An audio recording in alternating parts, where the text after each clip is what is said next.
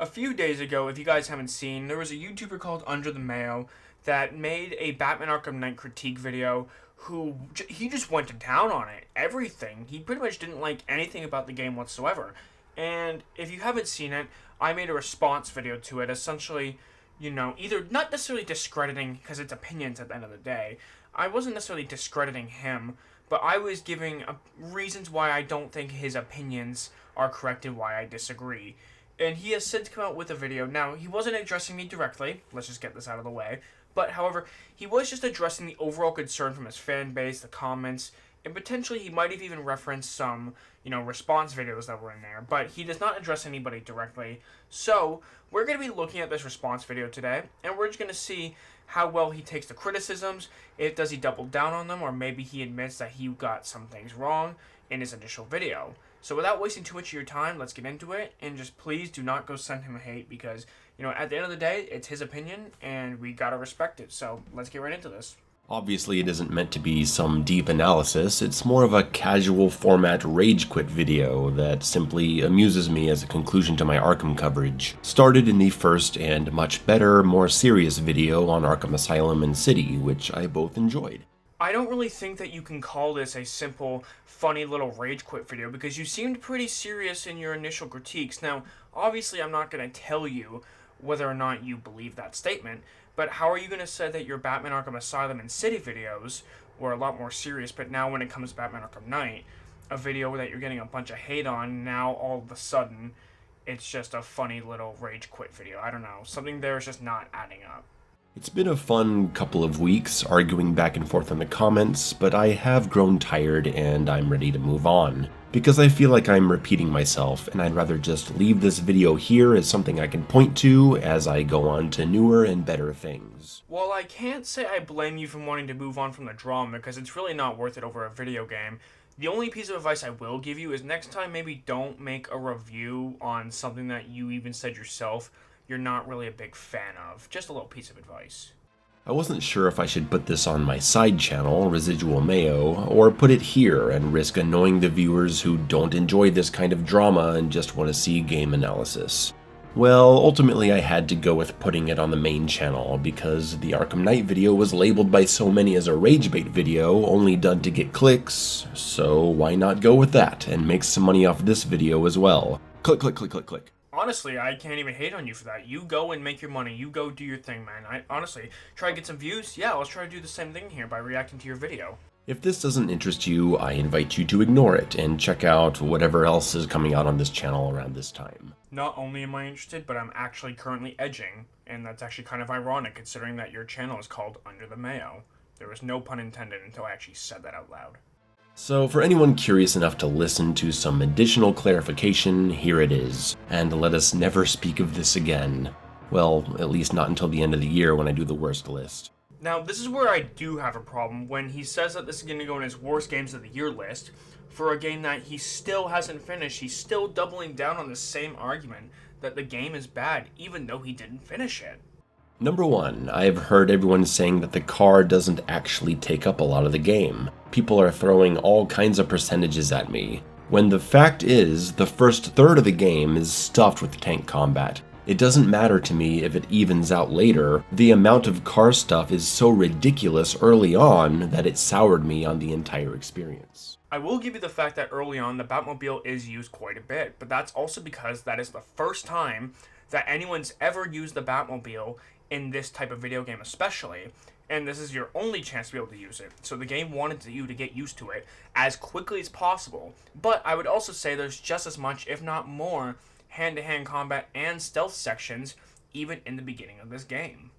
Number two, I am well aware that the enemy tanks do not have drivers inside and are instead driven remotely, but that has nothing to do with my comment about morons that can't hear behind them. That's just a simple, reductive way of stating how dumb the whole section is, because even if they are driven remotely, that means these futuristic war tanks have no microphones to monitor their surroundings, no cameras behind them or even to their sides, and no sensors behind them, which normal consumer trucks and shipping trucks have had forever. Or they do have all those things and the remote drivers still don't notice. It feels like you're fighting morons, even if in reality the tanks are either A, remotely driven by morons, or B, designed by morons. It's the same thing to play it. In my initial video, I actually agreed with him on the Cobra Tank sections. I thought they were unnecessary. I thought that they were dumb. Any fight with the Arkham Knight could have been done hand-to-hand. Didn't need to be done in a Cobra Tank battle. The Cobra Tanks in general was kind of just... felt like a bit of filler and a bit of waste of time.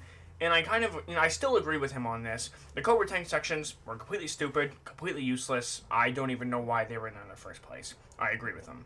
Number 3, my comment about forgetting how to do certain attacks is just a casual, funny comment I included about my frustrations with how infrequently the game was putting me into serious combat situations in the first third of the game. It's not meant to be taken so seriously. No jokes allowed. How dare you make a joke in a YouTube video where you're trying to keep people entertained?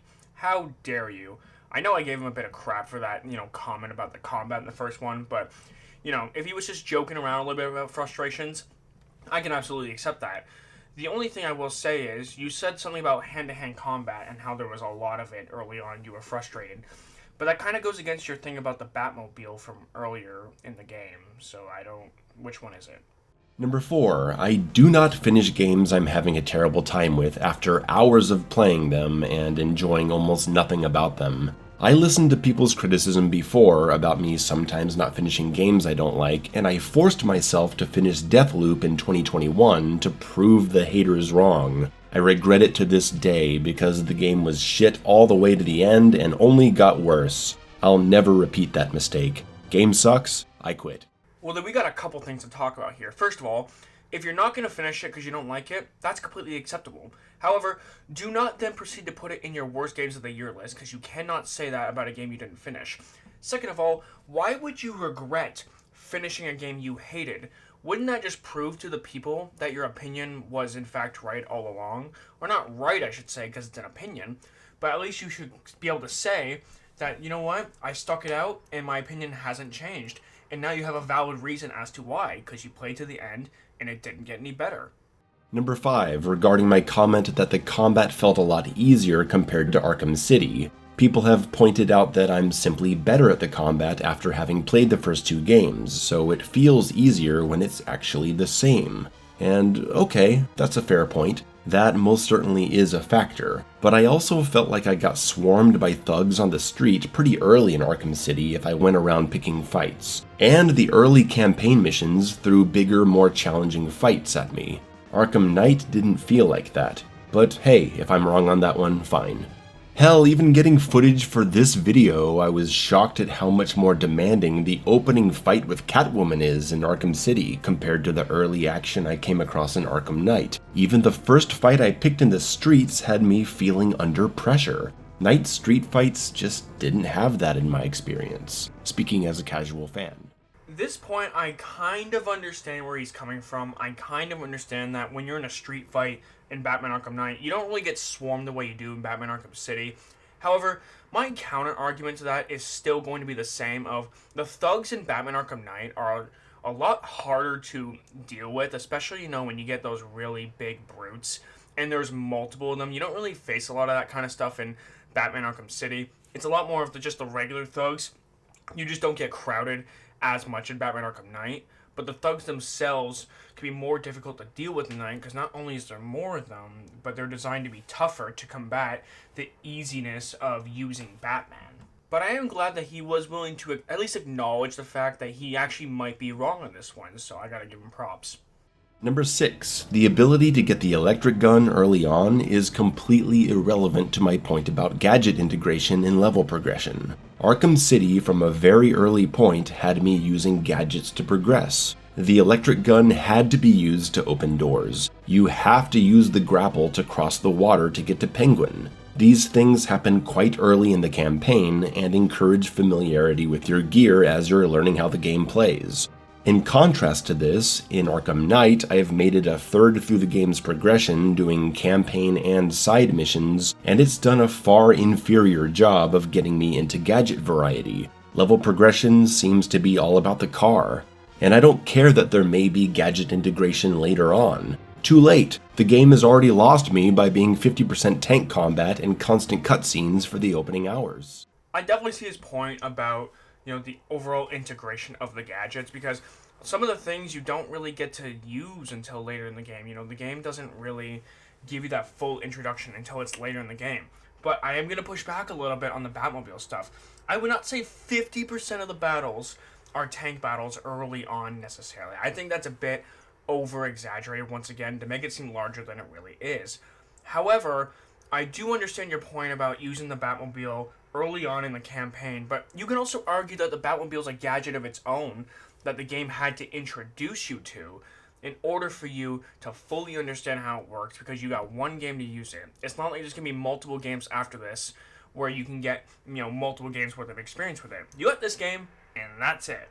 Number 7. Calling Arkham Knight a bad game is not something I think anyone should take personally. I'm not going to get into arguments about objectivity versus subjectivity. People can like what they like. But I'm not calling anyone stupid for liking what I think is a bad entry in the Arkham series. I think we all like bad games here and there. Hell, even Redfall has a fan base, and they call you dishonest and a click chaser for calling it bad. I like some bad games too, it's okay, and I'll defend things I think are good about them while still agreeing it's overall bad. I plan on talking about one of those really bad games that I like eventually. I don't think anybody necessarily has a problem with the fact that you dislike the game, because like you said, we all can like and dislike whatever we like. But I think it's the reasons you gave for why you don't like it that really make it seem almost like it's rage bait, like people were claiming to begin with. And of course, that thing that you didn't finish the game kind of invalidates your opinion, especially coming from someone who said that they're not a Batman fan as well. People just are not going to take your opinion seriously. They're going to clown on you for that. And finally, the porn point. Many have attempted to convince me that the part where Batman suits up in Arkham Knight is just the same as his suit up moment in City, and it's just not. First, they're contextually different. Cities is about Bruce Wayne becoming Batman. Knights is about Batman getting a bunch of upgrades to make himself more badass. Second, in City he just puts on the suit and moves on to the objective. In Knight, the game pauses to dwell and indulge on every single suit upgrade as if this stuff were important to see. It's just there for fanboys to squeal and scream about how badass Batman's gear is. Third, while City simply moves on to the mission, Knight presents you with the option to do a bunch of VR missions to explore your cool new tech while hostages are waiting for you to rescue them. I think it's immersion breaking, and the problem is not resolved by it being optional. Just the existence of VR missions in this exact moment is distracting from how serious the experience feels at this point. If you disagree, fine, you can feel how you feel. This is how I feel. But the thing is that Batman was putting on the suit because he needed to be able to do the fear multi-takedown in order to save the hostages. Also, it is a video game, so they wanted to give you a tutorial on how to use this suit better to your advantage before you just went guns blazing in there and got everybody killed. And this gross, oh yeah, Batman is so awesome, look at all his sweet gear, just doesn't belong here, in my opinion. And look, all the proof you need to see that this sequence in Arkham Knight is bizarrely overindulgent and off-putting to someone who doesn't touch themselves to Batman is to look at the duration of these two sequences, timing it from the moment they open the capsule to suit up to the moment when the player finally takes control. It takes Arkham City's sequence only 36 seconds to reach the end. Want to guess how long it takes Arkham Knight to suit up and get through all the gushing over his gear? Close to 2 minutes, 1 minute and 42 seconds. Case closed. I don't think Batman taking longer to put on a suit is therefore equivalent to Bat fun time, if you get what I'm getting at. I think the game just wanted to show you the upgrades made to the suit so that Batman could successfully do a fear multi-takedown. I understand that it took longer and it's a very long scene, but I don't think anyone's jacking their stack to a nice little bat suit. At least I'm not personally. If you are, you do you, girl. You go crazy. But that's pretty much all he had to say. The only thing I didn't cover was the whole Doom Effect comparison. And the only reason why I didn't cover that is because I've never played those games. And I'm not going to give an opinion on a game I've never played before. But yeah, that's pretty much all that there is to cover in this video. Thank you guys so much for watching. Let me know what you guys want to see next down in the comments below. Make sure to subscribe for more content. And I'll see you in the next one. Peace!